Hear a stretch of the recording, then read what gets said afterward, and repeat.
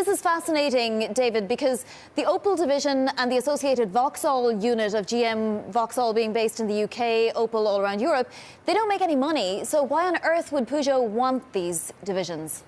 What Peugeot wants are the sales and the scale, the size they would get from acquiring GM's European business. One of Peugeot's issues right now is that they're basically a regional car company. They've got good growth in China, but they're largely just a European car maker. And they really need greater scale in order to generate more cash and pay for all the new technologies car companies are going to need in the next decade.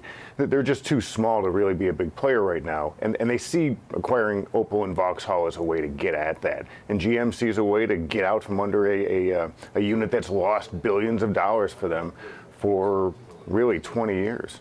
How does it change the automaker landscape, both in Europe and, if it does happen, in the US with a leaner, meaner GM? I'm thinking specifically of Sergio Marchionne, who's been dying for more consolidation in the industry.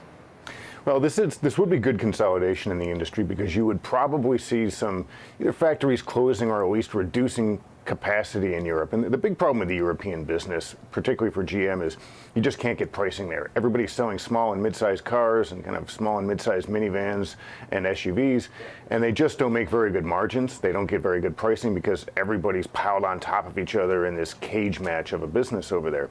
So if you take out some of the production, maybe everyone can get pricing. This doesn't help Sergio because he's still looking for a partner, and that means PSA may not need to merge with him because they would have already gotten a bigger European business, and GM would be far less likely to talk to Sergio after this because they're getting out of Europe by merging up with Fiat Chrysler. They'd be getting back into Europe, and they clearly don't like that business. David, this latest development that, this $2 billion price tag has been cited, I mean, it suggests we're coming closer to a deal, yes? There, but it's also very complicated. So you could see a deal in the next week, but it could also slip for a week or two. And, timing on deals is always very tricky, very difficult to predict. Somebody throws something on the table that they want at the last minute, and it causes delays.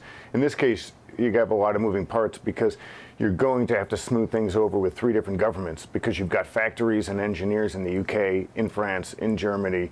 You've got Brexit as an issue. You've got the European Union and politics within that as an issue.